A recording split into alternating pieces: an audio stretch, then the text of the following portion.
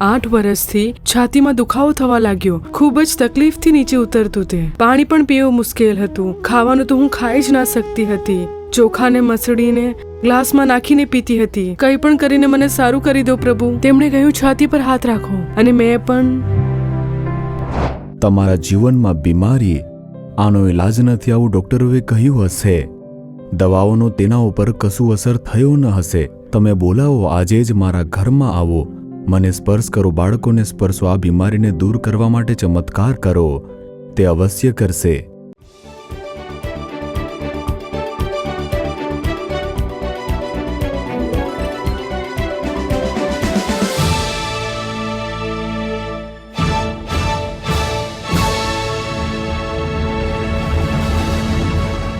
મસીહમાં પ્રિય દર્શકો, આપણા રક્ષક યેશુ મસીહના નામમાં આ તમારો અદ્ભુત સમય છે. આ કાર્યક્રમમાં તમ સર્વનું સ્વાગત કરીએ છીએ. આપણા યેશુ મસીહ આપ સર્વને ખૂબ જ પ્યાર કરે છે.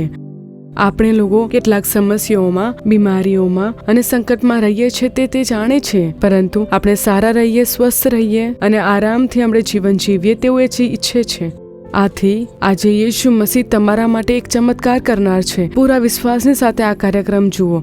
અને હવે તિનેરવેલીના રહેવાસી પુષ્પમ નામની એક બહેન છે. તેમના માટે પરમેશ્વર જે ચમત્કાર કર્યું તેના વિશે તે ખુદ કહેશે. તેના પછી આપણા ભાઈ મોહનસિંહ લાજરસ શુભ સંદેશો આપીને તમારા સ્વાસ્થ્ય માટે એક નાની પ્રાર્થના પણ કરશે. નિરંતર જુઓ, કેમ કે આ તમારો અદ્ભુત સમય છે.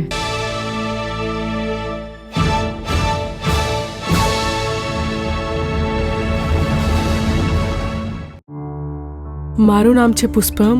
તિરુનેલવેલીમાં રહું છું. તે ગામમાં મારા 4 બાળકો છે, 2 છોકરા 2 છોકરીઓ. 4 બાળકોના લગ્ન થઈ ગયા. અમે બિન ખ્રિસ્તી પરિવારના છે. હું ભક્તિભાવના ખૂબ જ રાખું છું. હું બધા જ વ્રતો રાખું છું. બધા જ મંદિરોમાં જાઉં છું. એક પણ મંદિર નથી બાકી. એટલી ભક્તિ કરતી કે અઠવાડિયામાં 4 દિવસ વ્રત રાખતી. શુક્રવારે મંદિર જતી હતી. રાત્રે ત્યાં જ રૂકીને આવતી હતી. નાગરકોઇલ, પાવનાશા, કુટાલમ, તિરુનેલવેલી, આ 4 જગ્યાના મંદિરમાં હું જતી. એક પણ મંદિર છૂટ્યું નથી. મારો બધો જ પ્રકાર હું મંદિરોમાં જ ખર્ચ કરતી હતી. ગામમાં પુદુકલાઈ નામનું એક ગામ છે, ત્યાં એક મંદિર છે. તે મંદિરમાં મારા ઉપર માતા આવતી હતી. હું દેવી દેવતાની ખૂબ જ ભક્તિ કરતી હતી. મારા ઉપર માતાની શક્તિ પ્રકટ થતી હતી. અહીં પ્રાર્થના માટે લોકો આવતા. ગલીમાં હું આવવા નહીં દેતી હતી. મને તે બિલકુલ સારા નહીં લાગતા હતા. મારા ઘરની પાસે એક ચર્ચ છે. ચર્ચમાં તેઓ જાય છે. આ ખ્રિશ્ચન લોકો મને બિલકુલ પસંદ ના હતા. પ્રાર્થના કરવા માટે આવતા, ગીત ગાતા હતા. જ્યારે તે ગીત ગાઈને ઘોંઘાટ કરતા ત્યારે હું ત્યાં જતી હતી અને હું કહેતી કે આ ગીત કોણ ગાય છે, અને ગંદી ગંદી ગાળો આપતી હતી. જે તે વગાડે છે એનો અવાજ બંધ કરો અથવા બધું બંધ કરો. પ્રાર્થના કરવા માટે આવ્યા છો તો પ્રાર્થના કરો, બહાર ન સંભળાય. તો બોલતા કેમ, હું પોલીસમાં કમ્પ્લેન કરી દઈશ. આવી રીતે હું તેમને ધમકી આપતી હતી અને આવી રીતે મારા ખૂબ ઝઘડા થતા હતા. પુષ્પા પસંદ નહીં હતી. તે બહુ જ મુફત હતી. જ્યારે હોય ત્યારે મોઢાથી ગાળો જ બોલતી, એના સિવાય કશું નહીં. ચર્ચમાં ગીત વાગતું ત્યારે ત્યાં જતી અને કહેતી, ચર્ચમાં ગીત કેમ વગાડો છો? ગાળો આપીને બંધ કરાવતી હતી. એનાથી બહુ જ ડરતા. એ અગર આમથી આવે તો અમે બીજે બાજુથી નીકળી જતા, મળતા નહીં. જો એમની સાથે વાત થઈ જાય તો એ ગુસ્સે થઈ જતા. મારી પાસે યેશુ વિશે વાત કરવા માટે આવતા તો હું સાંભળતી ના હતી, ભગાડી દેતી. મેં તમને કહ્યું કે યેશુના વિશે કહો, મારા દેવી દેવતાઓ છે, હું તેમની પૂજા પાઠ કરું છું. તે બધું જોયું છે, તમે કઈ ના કહો. પરંતુ 8 વર્ષથી છાતીમાં દુખાવો થવા લાગ્યો. સાઈડ પર ખૂબ જ દુખાવો થતો હતો. પેટના બંને બાજુ દુખાવો થતો હતો. આ બાજુ ફરીને ઊંઘો તો અહીં દુખાવો થતો હતો. આડી પડું તો આ જગ્યાએ દુખાવો થતો. અને જો હું આ સાઈડ ફરીને ઊંઘતી તો અહીં આ જગ્યા પર દુખાવો થતો હતો. તે પણ એટલું કે સહન ના થતું હતું અને તેના લીધે હું ખૂબ જ પરેશાનીમાં રહેતી હતી. સહન ના થતું હતું, એટલું દુખાવો થતો હતો. તો અહીં અને ત્યાં પણ દુખાવો થતો હતો. છાતીમાં એટલો દુખાવો થતો હતો કે મારું ગળું સુકાઈ જતું હતું. કંઈ પણ ગળી ના શકતી હતી. ગળામાં એવું લાગતું હતું કે ત્યાં કંઈક અટકી રહ્યું હોય એવું લાગે. મારા ગળામાં કંઈ ફસાઈ ગયું છે. હું કંઈ પણ ખાઉં તે નીચે નહીં ઉતરશે ને. ખૂબ જ તકલીફથી નીચે ઉતરતું હતું. પાણી પણ ના પી શકતી હતી. ખાવાનું પણ ના ખાઈ શકતી હતી. ચોખાને મસળીને ગ્લાસમાં નાખીને પીતી હતી અને તે રીતે પીવાથી પણ ગળામાં તકલીફ જેવું થતું હતું, સરળતાથી ના જતું હતું. એટલી તકલીફ મને થતી હતી. કોઈને ના કહ્યું અને મનમાં મેં દબાવીને રાખ્યું. હું મારું દુઃખ પોતાની જાતે સંભાળતી હતી. તેના વિશે હું કોઈને ના કહેતી હતી. હું ઘમંડી હતી. કોઈને કહીને મારી બેઇજ્જતી નહીં કરાવવાની હતી. હું ખૂબ જ વાકી હતી. બધાનું જ અપમાન કરતી હતી. મારા ગામના લોકો કહેતા હતા કે આ ગામથી જશે તો શાંતિથી પ્રાર્થના કરી શકશું. મારી પીઠ પાછળ લોકો બોલતા હતા અને જો મેં મારું દુઃખ બતાવતી તો કહેતા કે આના કર્મ છે, ઈશ્વરે આને દંડ આપ્યો છે. હું એવું વિચારતી અને ડરના કારણે હું કોઈને ના કહેતી. દુઃખ સહીને પણ કંઈ ના કહેતી. ઠંડા પાણીમાં કપડાં ભીગોવીને મારી બાજુમાં જ મૂકીને હું ઊંઘતી. સીધી ના ઊંઘતી. જો મારે કંઈ બહાર જવું હોય તો એક બોટલમાં બરફ નાખીને પાણી લઈ જતી. તે જ પાણી પીતી હતી. જ્યારે પણ બસમાં જતી હતી તો કપડું આઈસ વોટરમાં ભીનું કરીને તેને ત્યાં મૂકીને જતી. શરમ પણ આવતી હતી. મને ફરક ના પડતો હતો. કપડું સાઈડ પર મૂકીને જતી. પરંતુ જ્યાં ઠંડી લાગવી જોઈએ તે જગ્યા પર મને ખૂબ જ ગરમી લાગતી હતી. ધજાઈ જાય તેવું. શરીર પર ગરમ પાણી પડે તો કેવું લાગે? ધજાઈ જાય ને. બસ એવી જ રીતે ફક્ત તે જગ્યા પર ગરમી લાગતી હતી. તે જગ્યા ઠંડી થતી જ નહીં. ખૂબ જ તકલીફ સહન કરી. મેં એટલી તકલીફ સહન કરી કે હું કોઈને કહી નહીં શકતી. આટલી દુઃખ વેદનાઓને મેં સહન કર્યું. આવી બીમારી કોઈને ના આવી જોઈએ. જ્યારે મને દુખાવો સહન ના થયો હતો ત્યારે હું હોસ્પિટલ ગઈ અને હોસ્પિટલમાં બધા જ ટેસ્ટ કરાવ્યા અને કહ્યું કે નોર્મલ છે. આવું કહી દીધું. મેં મારું સ્કેન કરાવ્યું, એક્સરે પણ કરાવ્યું. બધું જ નોર્મલ છે. બસ તમારે એન્ડોસ્કોપી કરાવવાનું છે. એન્ડોસ્કોપી શું છે એ મને ખબર ના હતી. તો હોસ્પિટલમાં જ એક નર્સને પૂછ્યું કે એન્ડોસ્કોપી કરાવવાનું છે તે શું છે? તો એણે કહ્યું કે એક નાનો કેમેરો છે તે તમારા ગળામાં રાખવામાં આવે છે કેમ કે તમારા પેટમાં સમસ્યા છે અને તે સમસ્યા ખબર નથી પડતી. આથી તમારે કરાવવું પડશે. તેની આ વાતથી હું ખૂબ જ ડરી ગઈ અને ત્યાંથી આવી ગઈ. મેં તે ટેસ્ટ નહીં કરાવ્યો. આથી હું મંદિર પણ ગઈ તો ત્યાં પંડિતે મને કહ્યું કે જુઓ, પરિહાર કરો ત્યારે સારું થશે એવું તેણે કહ્યું. તેમણે પરિહાર કરવા માટે કહ્યું. મારી પાસે પૈસા જ ના હતા. મેં કેટલાક પૈસા વ્યાજ ઉપર લીધા અને તે લઈને હું પાછી ગઈ. 5,000 આપ્યા અને તેની સાથે સાથે જે કંઈ પણ માંગ્યું બધું જ આપ્યું. તેણે બધું જ ખુલીને માંગ્યું. મેં ખૂબ જ તકલીફ ઉઠાવી. 5,000 આપીને રાત્રે મંત્ર બધું વાંચીને એવી રીતે છોડી દીધું. આગની સામે મને બેસાવીને નહીં ખબર કયા કયા મંત્ર વાંચ્યા અને ત્યાંથી હું સવારે જ ઘરે પાછી આવી. સવારે આવીને પલંગ પર સૂઈ ત્યારે પણ મને એ જ તકલીફ થતી હતી. દુખાવો દૂર જ ના થયો. આ સંકટની પરિસ્થિતિમાં મારું મન પૂરી રીતેથી તૂટી ગયું. ખૂબ જ ખરાબ હાલત હતી. મારી એક બહેનપણી તે એક બીજા મહોલ્લામાં રહે છે. તેણે મને ફોન કરીને કહ્યું, પુષ્પાબેને બીમારીને લીધે ઘણી તકલીફો સહી. એ હંમેશા મને ફોન કરતા, રડી રડીને મને કહેતા મારી સાથે આવું થાય છે. તો મેં એમને કીધું કે તમે ટીવીમાં જોવો, આ તમારો અદ્ભુત સમય છે કાર્યક્રમમાં. ભાઈ મોહન પ્રાર્થના કરે છે. એ પ્રાર્થના સાંભળીને તમે સારા થઈ જશો. શરૂઆતમાં તમને અજીબ લાગશે પરંતુ તમે આ કાર્યક્રમને હંમેશા જોજો, છોડતા નહીં. આવું જ્યારે મેં એમને કીધું તો બહેને એ કાર્યક્રમ જોયો. સારું બોલીને મૂકી દીધું. તેના પછી મેં તે ટીવીમાં જોયું. મને તેના પર વિશ્વાસ ના હતો. ખાલી જોતી હતી. મને સારું ના લાગ્યું. તે સાક્ષી પર મને ભરોસો ના થયો. મને લાગ્યું કે પૈસા આપીને કોઈના દ્વારા બોલાવાય છે. મને વિશ્વાસ ના થયો. તેને અંદર બોલાવ્યા હશે, કંઈ કરાવ્યું હશે તો દર્દ કેવી રીતે દૂર થશે? મેં આવી રીતે વિચાર્યું. મને વિશ્વાસ ના થયો. મને બિલકુલ ભરોસો ના હતો. તે આવી રીતે કહી રહ્યા છે એવું કંઈ પણ ના થયું હશે. આપણને ધોકો આપે છે કેમ કે હું ક્રિશ્ચન ઉપર ભરોસો જ નથી કરતી. આ ફ્રોડ છે, આ જૂઠ બોલે છે, પૈસા આપીને બોલાવે છે, આ વાર્તા બનાવે છે, આમાં કંઈ પણ સત્ય નથી. આવા સવાલ મારા મનમાં ઉઠ્યા. હું સારી રીતે જોતી ન હતી. ત્યારે મારી સહેલીએ મને ફોન કરીને કહ્યું કે તું જો, રાત્રે તમે જરૂર જોજો એવું તેમણે કહ્યું. બીજા અઠવાડિયે મેં એમને ફોન કર્યો, બહેન કાર્યક્રમ જુઓ. ત્યારે એ જોતા. જ્યારે જોયું તો ભાઈએ પ્રાર્થનામાં કહ્યું, ભાઈ મોહને એક સાક્ષીમાં કહ્યું, ક્યાંય આવવાની જરૂર નથી. અમે તમે પ્રાર્થના કરવા માટે ક્યાંય નથી બોલાવતા. કોઈ ધર્મ સાથે જોડવા માટે અમે નથી કહેતા તમને. તમે જ્યાં છો ત્યાં જ તમે યેશુ પિતાનું નામ લો એવું તેમણે કહ્યું. તેમને પોતાનું ઘર બોલાવો. તે તમારા ઘરમાં આવશે તો પહેલી વાર યેશુ પિતા તમે મારા ઘરે આવો, મને સ્પર્શ કરો એવી રીતે કહો. તમે જે કંઈ પણ હો તે તમને સ્પર્શ કરશે. જો બીમાર છો તો બીમારીના સ્થાન પર હાથ મૂકો. ક્યાં બીમારી છે? હાર્ટમાં પ્રોબ્લેમ છે તો હૃદય પર હાથ મૂકો. લંગ્સમાં પ્રોબ્લેમ છે, કિડનીમાં પ્રોબ્લેમ છે, જ્યાં પણ ગાંઠ છે, દર્દ છે, વેદના છે ત્યાં પોતાનો હાથ મૂકો. હવે ઈસુ તમને સ્પર્શ કરશે. તેમના સ્પર્શતાની સાથે તમને એક અદ્ભુત સાજાપણું મળશે. યેશુ પિતા, મારા ઘરે આવો પિતા, મને સ્પર્શ કરો, મને આ બીમારીથી છુટકારો આપો. મને આ દુખાવો સહન નથી થતો. હું પાણી પણ નથી પી શકતી, હું ખાવાનું પણ નથી ખાઈ શકતી. હું દહીં અને છાશ ખાલી બનાવીને હું પીઉં છું. અને કેટલા દિવસો સુધી મને ખાવાનું ખાઈને કેટલા વર્ષો થઈ ગયા છે. કંઈ પણ કરીને મને સારું કરી દો. તેમણે કહ્યું છાતી પર હાથ રાખો, અને મેં પણ છાતી પર હાથ મૂક્યો.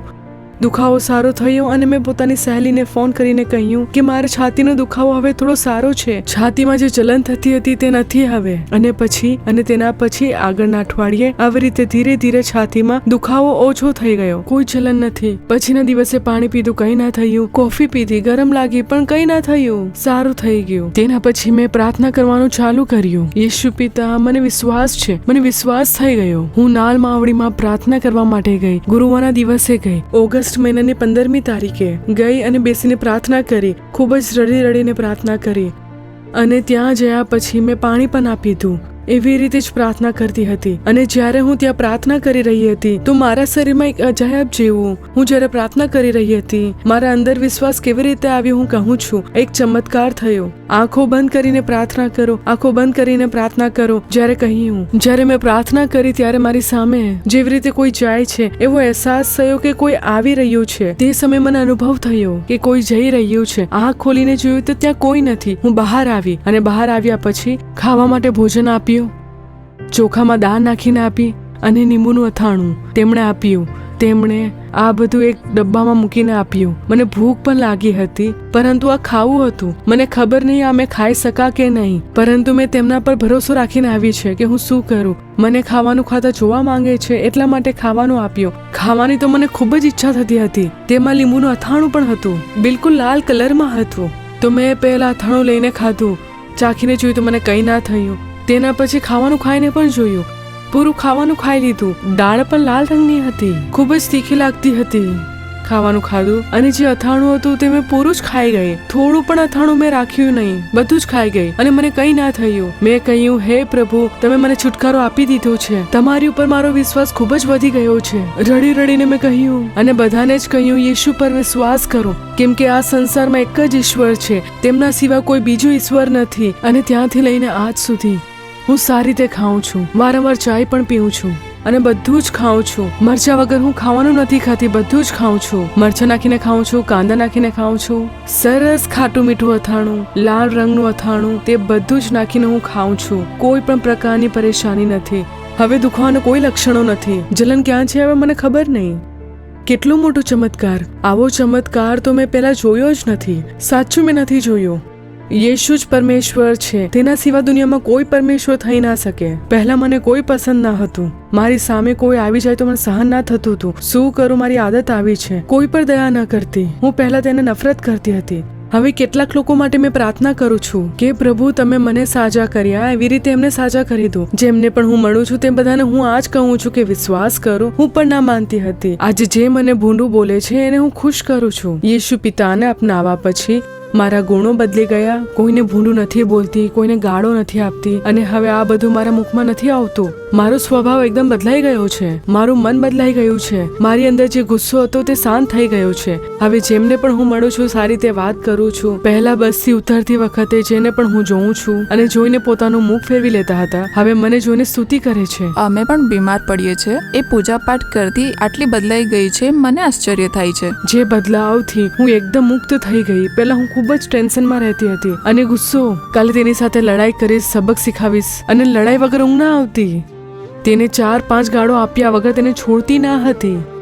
હવે એવું કંઈ જ નથી. 8 વર્ષ પછી મને આ બીમારીથી છુટકારો આપવા વાળા યેશુ પિતાને કરોડો ધન્યવાદ.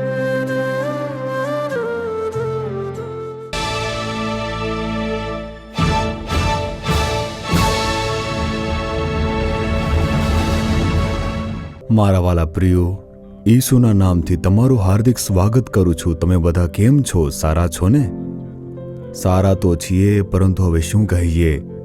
આવા પ્રકારના કાર્યક્રમ જોઈ રહ્યા છો, આવી રીતે વિચારો છો. જ્યારે કોઈ સમસ્યા આવે છે ત્યારે જ પ્રભુને શોધીએ છીએ, હે ને? સારા રહીએ છીએ તો પણ પ્રભુને શોધો. પ્રભુ શું કહી રહ્યા છે, શું બોલે છે, એવી રીતે ધ્યાન આપો અને તે અનુસાર જીવવા માટે સમર્પિત થાવ.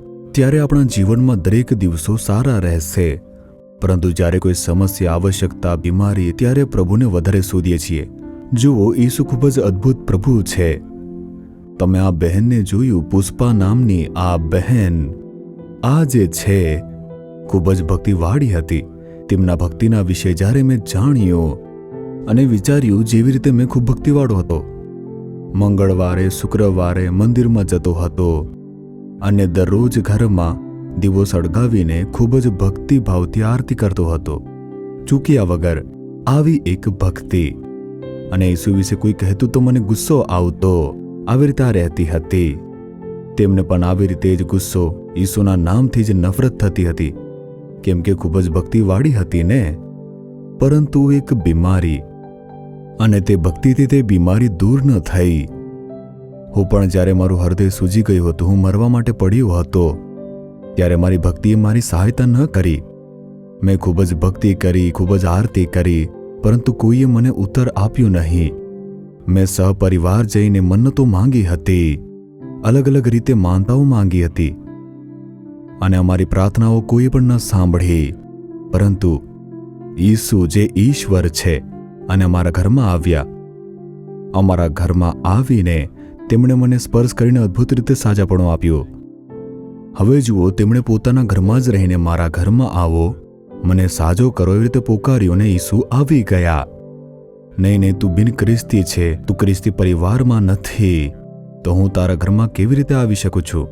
અને ઉપરથી તારા ઉપર જે ખ્રિસ્તી લોકો આવે છે તેના વિશે તું ભૂંડી વાતો બોલે છે, એટલા માટે હું નહીં આવીશ. આવી રીતે ન કહ્યું.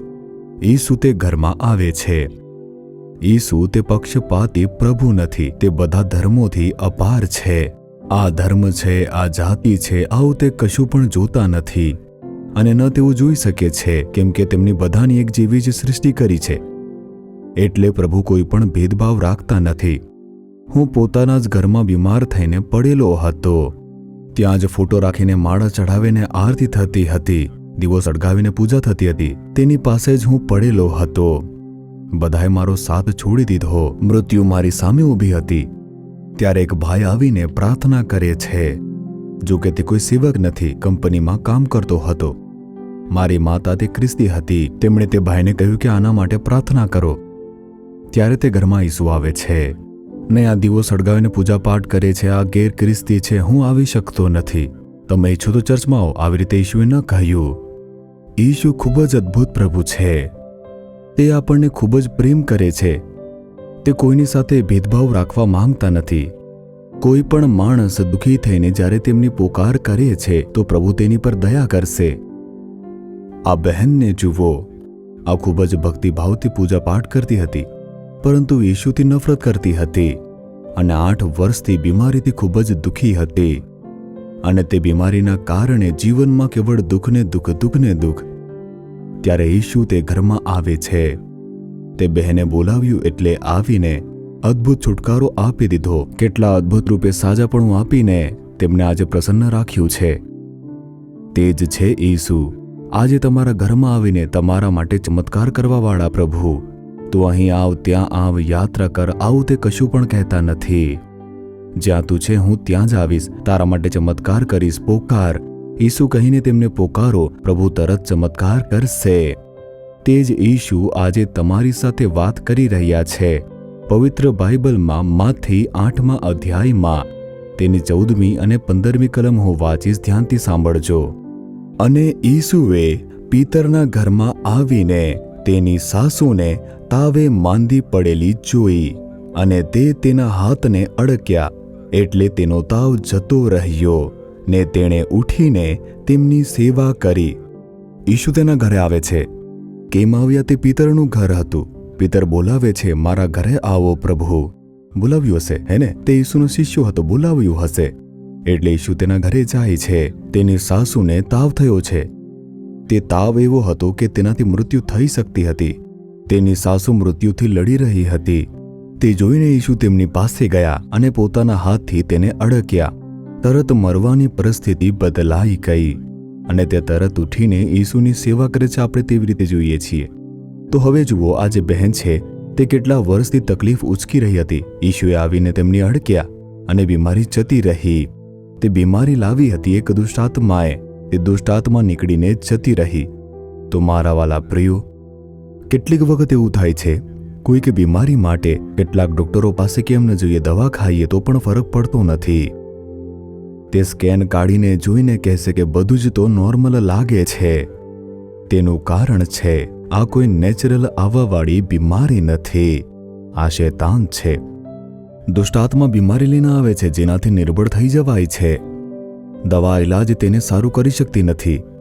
તો આવી પરિસ્થિતિમાં ઈસુ જ એક માર્ગ છે તેનાથી છુટકારા માટે. આવી જ રીતે આ બહેનને પણ છુટકારો મળ્યો. તમારા જીવનમાં પણ બીમારી, આનો કંઈ ઇલાજ થઈ શકતો નથી આવું ડોક્ટરોએ કહ્યું હશે, દવાઓનો તેના ઉપર કશું પણ અસર થયો ન હશે. હવે ઈસુ તમને અડકશે. હે ઈસુ, મને સ્પર્શ કરો. આવી રીતે કહો, મારા ઘરમાં આવો. ઈસુ તમારા ઘરમાં આવશે. બોલાવશો તરત જ આવશે. બોલાવી જુઓ, ઈસુ અમારા ઘરમાં આવો, ચમત્કાર કરો. આવી રીતે બોલીને જુઓ, તે અવશ્ય ચમત્કાર કરશે. કેમ કે એક ઘરની અંદર ઈસુએ આવીને ઉભા રહીને ચમત્કાર કર્યો, તે સાક્ષીને હું જાણું છું. તે મારા ઘરે આવ્યા, મારા માટે ચમત્કાર કર્યો, આવા અનેક લોકો માટે. તો તમે બોલાવો, આજે જ બોલાવો, મારા ઘરમાં આવો, મને સ્પર્શ કરો, બાળકોને સ્પર્શ કરો. આ બીમારીને દૂર કરવા માટે તમે ચમત્કાર કરો. તે અવશ્ય કરશે. તે ક્યાં છે? તે તમારા આંગણામાં જ ઊભા છે. પ્રભુ કહે છે પ્રકટીકરણ 3:20માં, જો હું બારણા આગળ ઊભો રહીને ખટખટાવું છું. તે તમારા બારણા પર ઊભા છે. તમે અવાજ સાંભળીને જો બારણું ઉઘાડશો તો હું તમારા ઘરમાં આવીશ. આવી રીતે કહ્યું છે. તો તમે ખોલો, હૃદયનું દ્વાર ખોલો, ઘરનો દ્વાર ખોલો, અંદર આવો પ્રભુ. તમે આવીને ચમત્કાર કરો. આવી રીતે માંગો, તમારા માંગતાની સાથે ચમત્કાર થશે. હવે પ્રાર્થના કરીએ. આવી રીતે આંખ બંધ કરીને, હે ઈસુ, મારા ઘરમાં આવો. તમે આવીને સ્પર્શ કરો, આ મરણ સયાને બદલો, બીમારીની પથારીને બદલી નાખો, રૂકાવટો દૂર કરો, ચમત્કાર કરો, આશીર્વાદ આપો. માંગો, માંગો, જોરથી કહો, હે ઈસુ, મારા ઘરમાં આવો. ઈસુ, આ જ સમયે આવીને અમને સ્પર્શ કરો, ચમત્કાર કરો, બીમારીને દૂર કરો, છુટકારો પ્રાપ્ત થાય ઈસુના નામથી. હે પ્રભુ, આ બાળકો પ્રાર્થના કરીએ છે, અમારા ઘરમાં આવીને ચમત્કાર કરો. આવી રીતે માનતા માંગીએ છે. આવી પ્રાર્થના કરવાવાળા દરેકના ઘરમાં તમારી ઉપસ્થિતિ થાય. આ જ સમયે તમે તેમના ઘરમાં જઈને તેમની બીમારીની પરિસ્થિતિ બદલી નાખો. જે બંધન છે તે તોડી નાખો, શૈતાનના કાર્યોને નષ્ટ કરી નાખો. બીમારી લાવવાવાળી દુષ્ટ આત્માઓ તે નીકળી જાય. છુટકારો અને સાજાપણું ઈસુના નામથી પ્રાપ્ત થાય. આ જે ક્ષણથી આ બદલાવ થવા જોઈએ. તમે સ્પર્શ કર્યું છે. મૃત્યુના જે બંધન છે તેને તોડી નાખ્યા માટે ધન્યવાદ. જે મૃત્યુની પથારીમાં છે તેમને સાજાપણું કરીને ઊભા કરવા માટે તમારે સ્તુતિ થાવ, સ્તુતિ થાવ. ઈસુ ખ્રિસ્તના નામથી પ્રાર્થના કરીએ છીએ પરમેશ્વર પિતા. Amen, amen. પ્રિય દર્શકો, સુસમાચાર સાંભળ્યો તમારા માટે આશીર્વાદિત થયો હશે એવો અમને વિશ્વાસ છે. તમે જે સાજાપણું અને છુટકારો પ્રાપ્ત કરો તે અમને અવગત કરાવવાનું ના ભૂલશો. પ્રભુની કૃપા તમારા પર બની રહે. Amen. For further details and prayer support, contact Jesus Redeems Ministries, Nallumavadi, Tuticorin District, 628211.